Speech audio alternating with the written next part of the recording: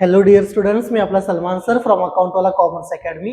आज आपण बघणार होते म्हणजे organisation of commerce and management, जो आपला OCM सब्जेक्ट आहे त्यामधला 5 नंबरचा चॅप्टर जो आहे emerging modes of business. Okay, याच्या आधी आपण chapter number 8 marketing, chapter number 7 consumer protection आणि chapter number 6 social responsibilities of business याचे व्हिडिओ ऑलरेडी आपण आपल्या युट्यूब चॅनलला अपलोड केलेले आहेत. जर तुम्ही नवीन असाल तर नक्की जाऊन ते व्हिडिओ बघा. तुम्ही 12वीला असाल तर नक्की तुम्हाला बेनिफिट होईल. ओके, आज आपण या व्हिडिओमध्ये बघणार ते म्हणजे emerging modes of business. Sir, minimum 7 मार्क्सचा चॅप्टर आहे आणि मॅक्झिमम जर विचार केला तर 10 मार्क्ससाठी हा चॅप्टर आहे. ओके, तर चला आपण वन बाय वन क्वेश्चन्स बघूया. Sir, may be first question असा असू शकतो की types of e business. Sir, e बिझनेसचे टाइप कोणते आहेत? ओके, तुम्ही हे नोट सुद्धा कन्सिडर करू शकता, तुमच्या नोटबुक मध्ये लिहून वगैरे घेऊ शकताय. सर, टाइप्स ऑफ बिझनेस मध्ये नंबर फर्स्ट आहे बिझनेस टू बिझनेस, ज्याला आपण B2B म्हणतो. सर, B2B म्हणजे काय? जो बिझनेस होणार आहे तो 2 फर्म मध्ये होणार आहे किंवा 2 बिझनेस ऑर्गनायझेशन्स मध्ये होणार आहे. Business happens between 2 business entities, no individual consumer involve. कोणताही इंडिव्हिज्युअल कंझ्युमर त्यामध्ये इन्व्हॉल्व होणार नाहीये. Okay, both a buyer and seller are business firm. Sir, विकणारा पण बिझनेस फर्म आहे आणि खरेदी करणारा सुद्धा बिझनेस फर्म आहे. The business firm need to interact with each other for a variety of business such as supply of components to manufacturer, provision of value added service like catering, providing manpower वगैरे. Okay, manpower आहे इथं थोडंसं ते blur दिसतंय. या गोष्टी manpower वगैरे provide करणे, एक बिझनेस दुसऱ्या बिझनेसला काय करतोय, मॅनपॉवर प्रोव्हाइड करण्याचं काम करतोय, कॅटरिंग सर्व्हिस देण्याचं काम करतोय, बरोबर, किंवा मॅन्युफॅक्चरिंगशी रिलेटेड रॉ मटेरियल वगैरे प्रोव्हाइड करण्याचं काम करतोय. म्हणजे सर, या केसमध्ये काय होणार, तर एक बिझनेस दुसऱ्या बिझनेसला काय करतोय, माल विकतोय आणि दुसरा बिझनेस काय करतोय, पहिल्या बिझनेस कडनं माल परचेस करतोय. ओके, हे तुम्हाला यामध्ये लिहायचं आहे, तुम्ही याचा स्क्रीनशॉट घेऊ शकताय. फर्स्ट आहे आपलं B2B म्हणजे business to business. Sir, second आहे आपल्यासाठी बिझनेस टू कंझ्युमर, B2C म्हणू शकतोय आपण त्याला. ओके, जसं तुम्हाला वाटेल तसं तुम्ही स्क्रीनशॉट घेऊ शकताय, जसं मी साईडला झाल्यानंतर. Sir, B2C refers interaction between business firms and consumer. Sir, एका ठिकाणी बिझनेस फर्म आहे तर दुसऱ्या ठिकाणी कंझ्युमर आहे. बिझनेस फर्म माल विकणार, कंझ्युमर माल परचेस करणार. Business entities and consumers are involved. The firms make use of their website for marketing their product or service. Delivery at the doorstep of consumer.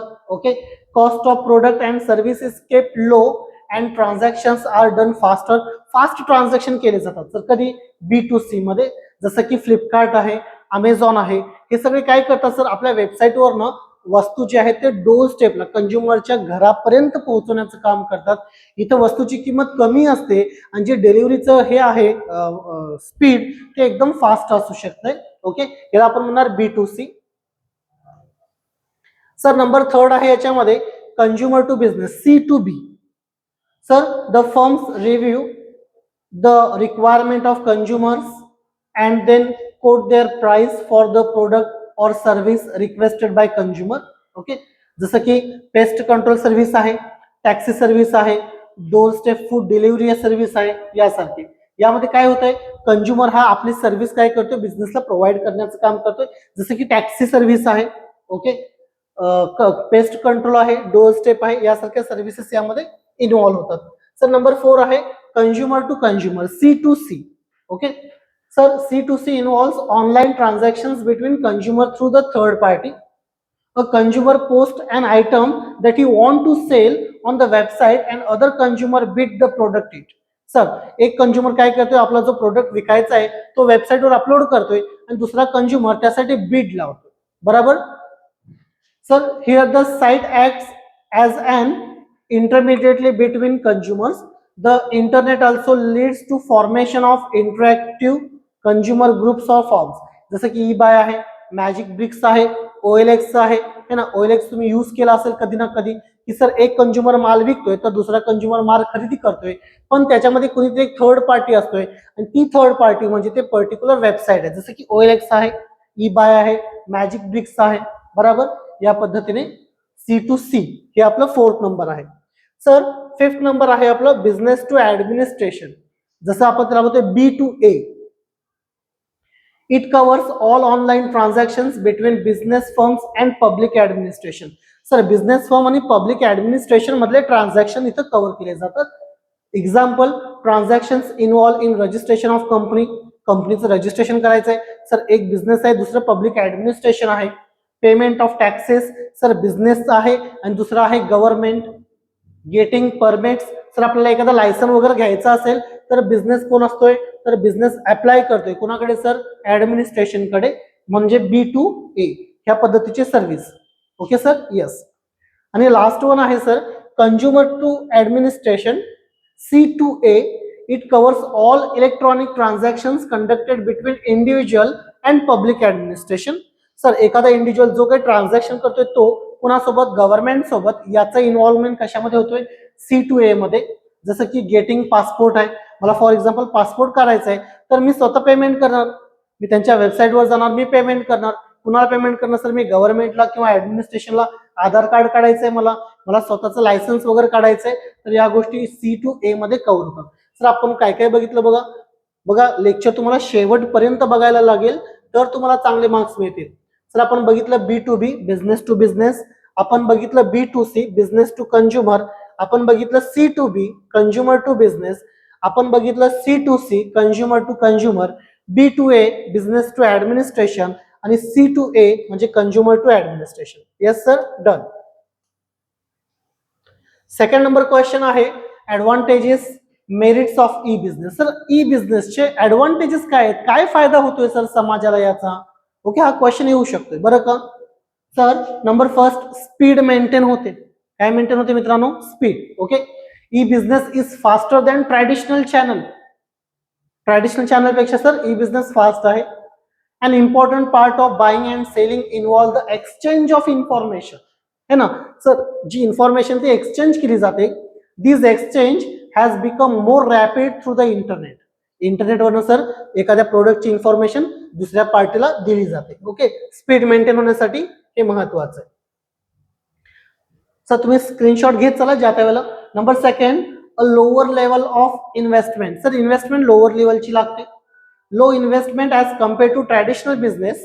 Okay sir, घर बसल्या बसल्या, बरोबर आपण म्हणतो ना सर फ्लिपकार्ट की कोई दुकान नाहीये, पण सगळ्यात मोठं जो मार्केट कॅप्चर केलंय ते कुणी, फ्लिपकार्ट, अमेझॉननं केलेलं आहे sir.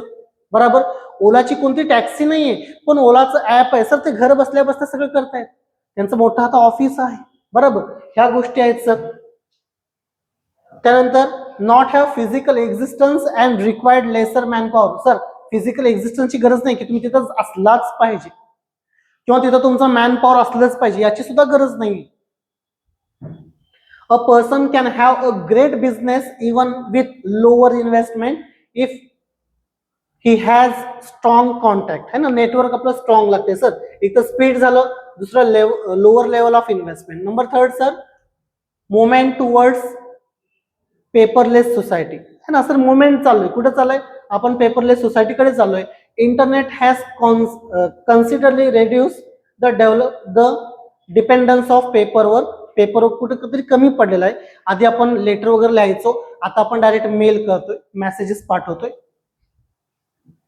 It has made recording, searching and referencing to the information easy. है ना सर, इंटरनेटमुळे काय झालंय, रेकॉर्डिंग करणे असेल, सर्च करणे असेल किंवा रेफरन्सिंग करणे असेल, हे एकदम इझी झालेलं आहे as compare to paperwork.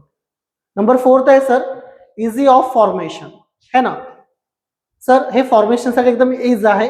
The formation of e business is relatively easy as compare to the formation of traditional business. Okay sir, easy पाहिजे, थोडं स्पेलिंग मिस्टेक झालेलं आहे, वायच्या जागी ई झालेलं आहे, करेक्शन करून घ्या. Okay, so the formation of e-business is relatively easy as compared to formation of. Sir e business साठी मी काय करू शकतोय, माझ्याकडे थोडंसं नेटवर्क हवं आहे. ओके, माझ्याकडे इंटरनेट फॅसिलिटी हवी आहे, मी बसल्या बसल्या बिझनेस चालू करू शकतोय. बट सर मला जर ट्रॅडिशनल बिझनेस सुरू करायचा असेल तर ते इतके इझी नाही. त्यानंतर कन्व्हिनियंट वे आहे sir. E business is a convenient way of doing business 24/7/365. Sir 24 तास 7 दिवस 365 दिवस बिझनेस इझिली काय होऊ शकतो, डे टू डे चालू शकतो. E business is enable and enhance by electronics, है ना सर. इलेक्ट्रॉनिक जे गॅजेट्स आहेत त्याच्यामुळे पॉसिबल झालेलं आहे. It provides the benefit of assessing anything everywhere and any time. Sir काही पण आपल्याला मिळू शकते, कधीही मिळू शकते, कुठंही आपल्याला उपलब्ध होऊ शकते. बरोबर. तुम्हाला जर परचेस करायचं असेल तर तुम्हाला ऍड्रेस द्यावा लागतो, त्या ऍड्रेसवरती गोष्ट येऊन तुम्हाला मिळते. आता नवीन चालू झालेलं आहे ब्लिंकिट. बरोबर. सर केळी मागवायचे, फ्रुट्स मागवायचे है ना, काही भाज्या वगैरे मागवायचे, पटकन आपण ब्लिंकिटवरनं मागू शकतो. सर इतकं इझी झालेलं आहे आणि कुठंही मागू शकतोय, केव्हाही मागू शकतोय. It offers great flexibility since a business can be done by any time. आपण कधीही तो बिझनेस करू शकतो. चल ग्लोबल ऍक्सेस आहे. ई बिझनेसचे आपण बेनिफिट बघतो मित्रांनो, merits. Internet does not have boundaries and offers a global platform for both seller and buyer. Sir इंटरनेटनं सेलरला आणि बायरला दोघांना ओपन प्लॅटफॉर्म दिलेला आहे. It allows the seller to sell their product in a global market. Sir मी इथं बसल्या बसल्या माझं प्रोडक्ट हे फॉरेन मध्ये सुद्धा विकू शकतोय. It possible because of e business. Sir it also offers buyer the freedom to choose the product from almost any part of the world, है ना. बायरला हे फ्रीडम आहे की तो कोणत्याही पूर्ण जगामध्ये कोणताही प्रोडक्ट काय करू शकतो, चूज करू शकतो. हे फ्रीडम मिळालेलं आहे because of e business. This is possible since there is no need for face to face interaction between buyer and seller. Sir buyer आणि सेलरना एकत्र यायलाच पाहिजे असं कुठंच नाहीये. बायर कुठल्या तरी कंट्रीमध्ये बसलेला आहे, सेलर कुठल्या तरी कंट्रीमध्ये बसलेला आहे, पण ई बिझनेसच्या थ्रू सेलर आपलं जे प्रोडक्ट आहे ते बायरला काय करू शकतो सर, सेल आउट करू शकतो because of e business. Yes sir, merits बघतोय आपण. सर नेक्स्ट आहे government support. The government encourage e businesses and provide favourable environment for setting it up. Sir government support करते आपलं सध्या ई बिझनेसला. The support makes it easier to set up the business and ensure maximum transparency. Sir transparency सुद्धा maintain राहण्यासाठी मदत आहे. त्यानंतर नंबर 8 आहे easy payment. The easy of payment through various option like credit card आहे, फंड ट्रान्सफर आहे, Google पे, phone पे आपण करतच आलोय, है ना. It added advantage of e business. The payment can be made at any time. Sir आपण कधीही payment करू शकतो. आधी कसं होतं, जेव्हा हे जे काही गॅजेट नव्हते, बरोबर, कोणताही प्लॅटफॉर्म नव्हता गुगल पे, फोन पे सारखा, तेव्हा आपल्याला काय करायचं लागायचं, आपल्याला वाट बघावी लागायची की बँक कधी ओपन होणार. सर बँकेमध्ये जाणार आपण, मग आरटीजीएस करणार, एनईएफटी करणार किंवा फंड ट्रान्सफर करणार. आता असं नाहीये. रात्री 12 वाजले तरी मी काही सुद्धा म्हणजे पेमेंट करायचं असेल तर मी ट्रान्सफर करू शकतोय. एवढं आपल्याला फ्रीडम किंवा आपल्याला एवढी फॅसिलिटी मिळालेली आहे. सर क्वेश्चन आहे पुढचा, डिसएडव्हान्टेजेस ऑर लिमिट्स ऑफ किंवा limitation of e business. Sir question असा पण असू शकतोय बघा, ब्रॉड क्वेश्चन तर येणारच नाहीये, बट हा क्वेश्चन असू शकतोय advantages and disadvantages of e business. या केसमध्ये सर काय करायचं, 4 ऍडव्हान्टेजेस 4 डिसएडव्हान्टेजेस लिहायचं. बाकीचं जे आहे ते ऑदर ऍडव्हान्टेजेस म्हणायचं एकाखाली एक, ऑदर डिसएडव्हान्टेजेस म्हणायचं एकाखाली. पेपर कसा लिहायचा आहे यावर तुम्हाला एक सेपरेट व्हिडिओ नक्की मी बनवून देणार आहे. सर हाय रिस्क आहे. डिसएडव्हान्टेजेस मध्ये पहिला कोण आहे सर, हाय रिस्क आहे. As there is no direct contact between buyer and seller, there are high chance of fraud. तर फ्रॉड होण्याचे जास्त चान्सेस आहेत, है ना. तुम्ही जर OLX वर असाल तर बघू शकता बरेच जण काय केले सांगा, तर फ्रॉड व्यक्ती तिथे बसलेले आहेत फ्रॉड करण्यासाठी. It is also difficult to take legal action in such है ना इन्स्टन्स. सर आपण काय करू शकतो, लिगल ऍक्शन सुद्धा आपण घेऊ शकत नाही instantly. This may lead to increase risk, है ना, रिस्क आपलं वाढू शकतोय. सर सेकंड आहे इंटरफरन्स बाय गव्हर्नमेंट, है ना. गव्हर्नमेंटचं इंटरफरन्स काय झालेलं आहे, वाढलेलं आहे. Sir sometime monitoring done by the government can lead to, म्हणजे जे काही गव्हर्नमेंटचं इंटरॅक्शन आहे अशा गोष्टीमध्ये ते फार मोठ्या प्रमाणात दिसून येत आहे. मग आपल्याला इथे कुठेतरी बिझनेस करताना विचार करावा लागतो. ओके. त्यानंतर नंबर 3 आहे sir delivery time. The time takes for delivery of product is comparatively more as compared to traditional business where we get the product immediately. समजा एखादा प्रोडक्ट तुम्हाला इमिजिएटली पाहिजे, ओके, आणि तुम्ही ऑनलाईन परचेस करणार असाल तर त्यासाठी मे बी थोडा टाइम लागू शकतो, मे बी, बरं का. त्याचा स्पीड मेंटेन करणे हे त्याचं ऍडव्हान्टेज आहेच, पण डिलिव्हरी टाइम जर जास्त असेल काही वेळेला तर मात्र हे डिसएडव्हान्टेज असू शकतं. देन ऑनलाईन सिक्युरिटी इश्यू आहेत. There are various security issues faced by online businesses, that is possibility of online scam, hacking of financial details etcetera. तुमचं पासबुक किंवा बँक डिटेल हॅक होऊ शकते sir. No personal touch, e business lacks personal touch, because sir buyer आणि seller कधीही एकमेकांसमोर येत नाहीत या केसमध्ये. The consumers cannot touch or feel the product and it is difficult for them to determine the quality of product. एक तर buyer आणि सेलर येत नाही तर येत नाहीतच, प्लस जे प्रोडक्ट आहे ते तुम्हाला हँडल करण्यासाठी किंवा हाताळण्यासाठी सुद्धा मिळत नाही. तुम्ही त्याचं सॅम्पल सुद्धा बघू शकत नाही. तुम्ही फक्त बघू शकता किंवा त्याला पर्सनल टच करू शकत नाही त्याची क्वालिटी चेक करण्यासाठी. हे सुद्धा डिसएडव्हान्टेज आहे. सॉरी, पुढचा क्वेश्चन आहे सर आउटसोर्सिंग. आउटसोर्सिंगचे advantages and disadvantages. Okay sir, आपण बघणार आता ऍडव्हान्टेजेस किंवा benefit of outsourcing. Sir outsourcing म्हणजे काय? फॉर एक्झाम्पल मला एखादं फंक्शन करायचं आहे पण माझ्याकडे वेळ नाहीये. ओके, माझ्याकडे पैसा आहे पण माझ्याकडे वेळ नाहीये, तर मी एखादी अशी फर्म चूज करतो की ती फर्म तो फंक्शन अरेंज करणार on behalf of me.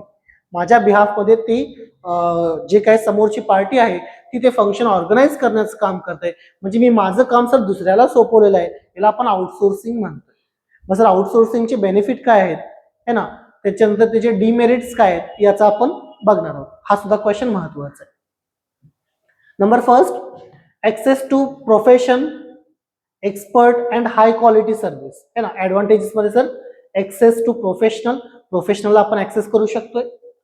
Expert and high quality service आपल्याला मिळू शकते सर.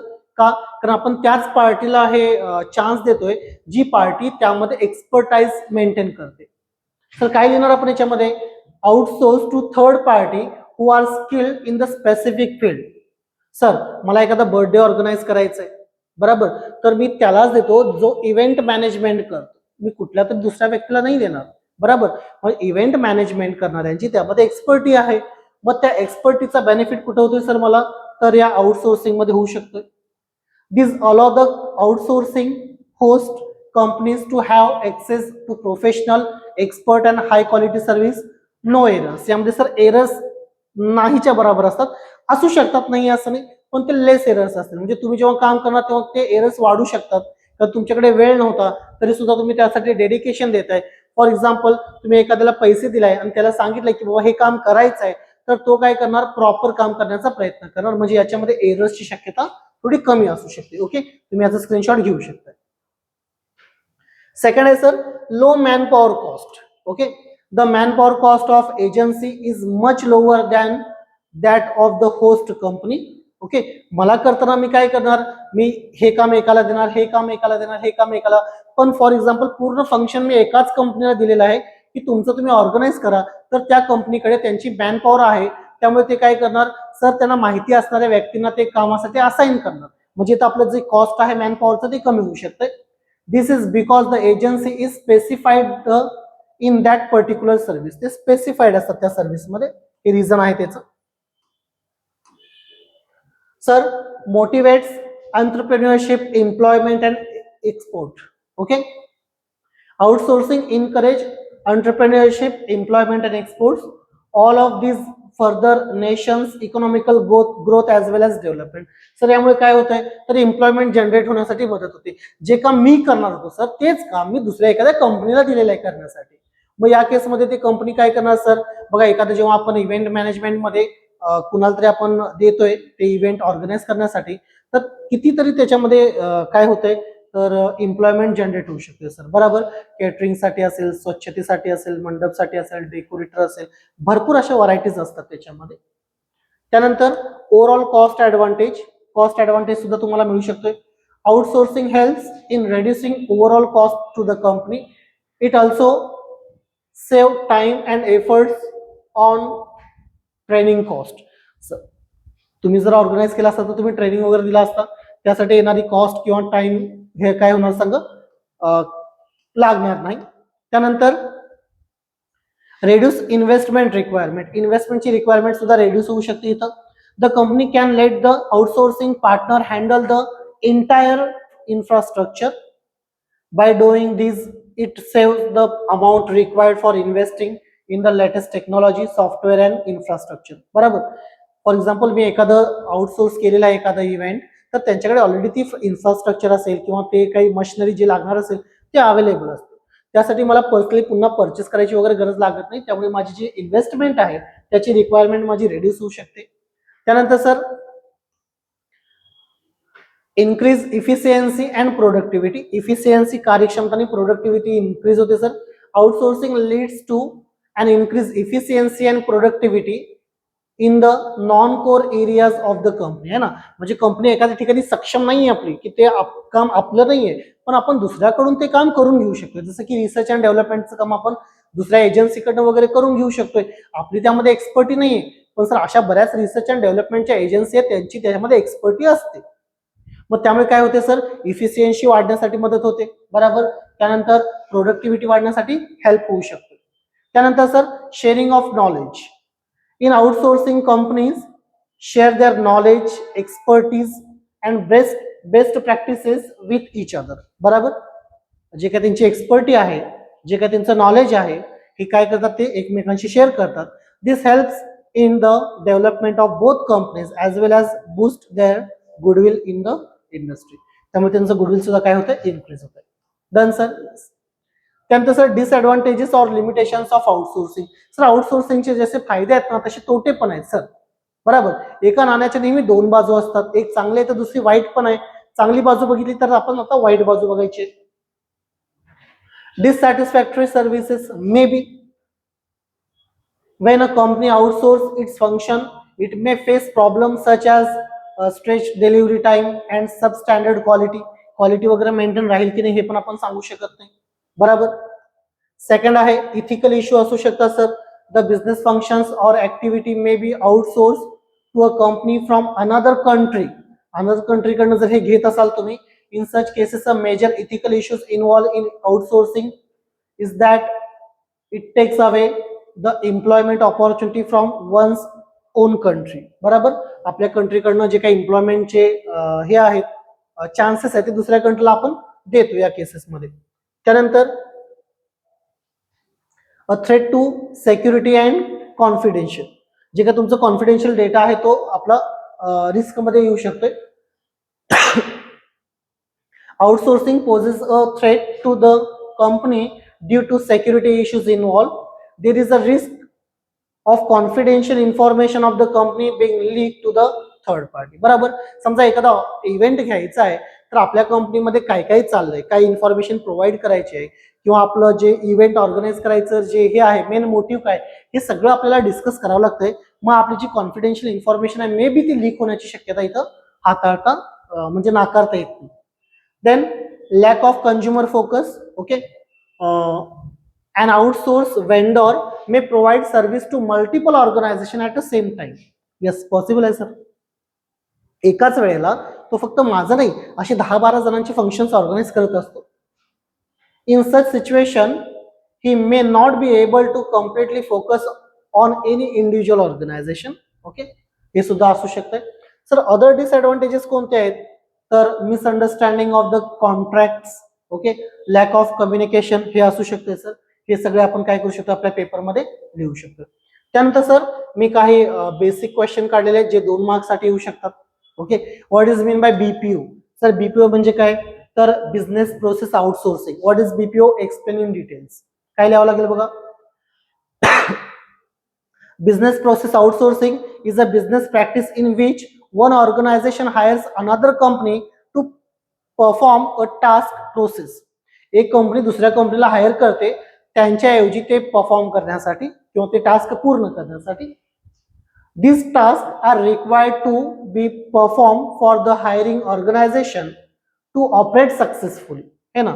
आणि ते काय ज्यांना आपण हायर करतो त्यांच्याकडनं सक्सेसफुली ऑपरेट केलं जातं. तुम्ही स्क्रीनशॉट घेत चला.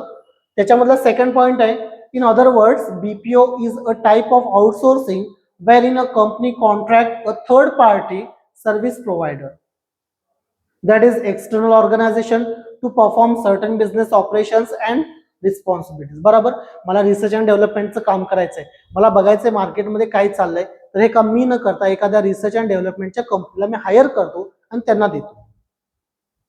Number third, BPO allows a company to minimize cost and increase efficiency. May be business process outsourcing मध्ये काय होऊ शकते सर, तुमचं जे कॉस्ट आहे ती मिनिमाइज होऊ शकते आणि तुमचं जे इफिशियन्सी ती वाढू शकते. Example, customer care centres for various bank service providers etcetera. Customer care service आहे बरोबर, किंवा आपण बघतो ना बऱ्याच आहेत अशा गोष्टी, जसं की जस्ट डायल आहे बरोबर, जस्ट डायल वगैरे हे सगळे आउटसोर्सिंग आहेत, business outsourcing. What is KPO, explain in details. KPO म्हणजे sir knowledge process outsourcing. It refers to the outsourcing of functions related to knowledge and information to third-party service providers.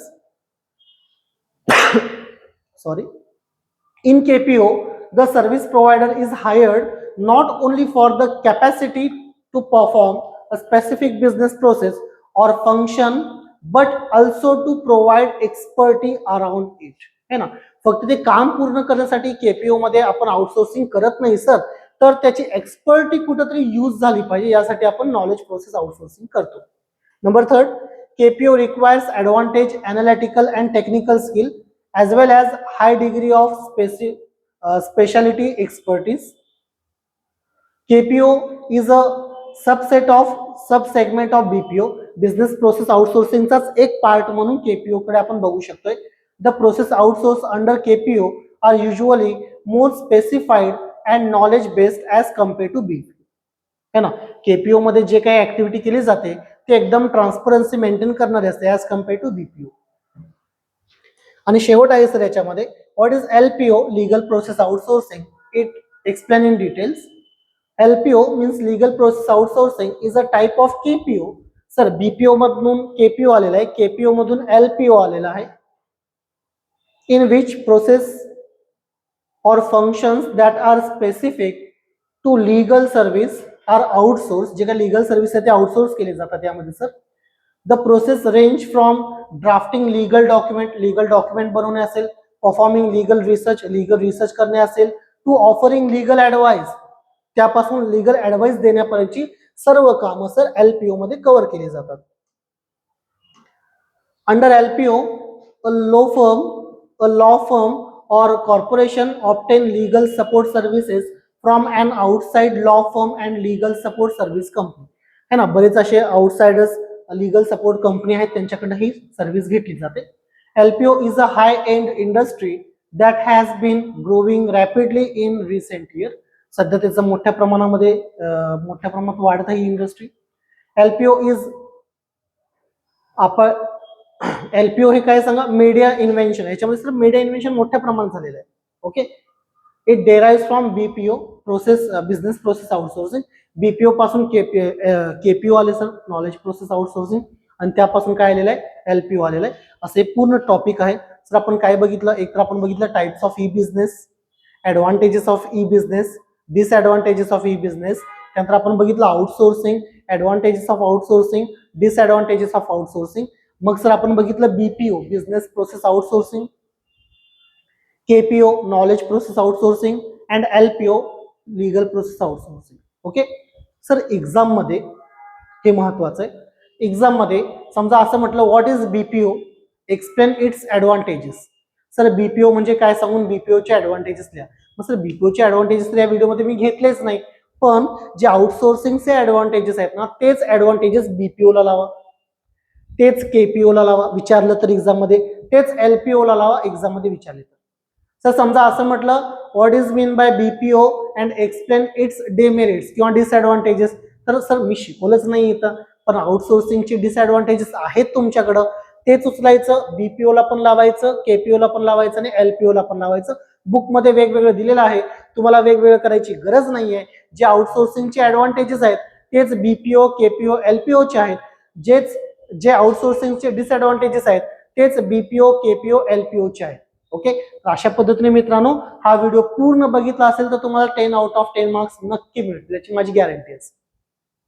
जर तुम्ही आपल्या चॅनलवर नवीन असाल तर चॅनलला सबस्क्राईब करा, व्हिडिओ आवडला असेल तर लाईक करा आणि नक्की तुमच्या फ्रेंड्सना काय करा, शेअर करा. ओके, तसंच महत्वाचं की आपले CA फाउंडेशनचे ऍडमिशन चालू झालेले आहेत.